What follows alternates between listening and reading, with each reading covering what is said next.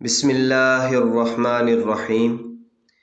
شوال کے 6 روزوں کی فضیلت اور احکام۔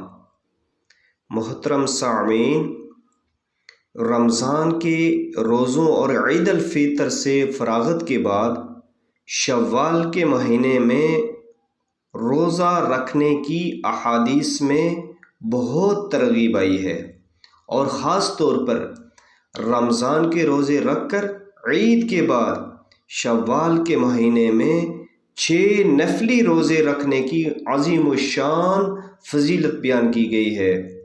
چنانچہ حضرت ایوب انصاری رضی اللہ تعالی عنہ سے روایت ہے کہ وہ کہتے ہیں کہ رسول اللہ صلی اللہ علیہ وسلم نے ارشاد فرمایا کہ جس نے رمضان کے روزے رکھے اور اس کے بعد 6 نفلی روزے شوال کے مہینے میں رکھ لیے تو پورے سال کے روزے رکھنے کا ثواب ہوگا۔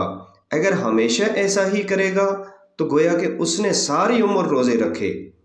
اور دوسری روایت کے اندر اسی راوی کے آگے الفاظ ہیں کہ میں نے رسول اللہ صلی اللہ علیہ وسلم سے سنا ہے کہ آپ نے فرمایا کہ جس نے رمضان کے روزے رکھے اور شوال کے 6 روزے رکھے تو گویا کہ اس نے پورے سال کے روزے رکھے۔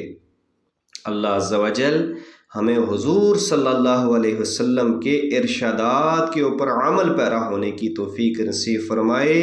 جزاکم اللہ تعالی و احسن الجزا۔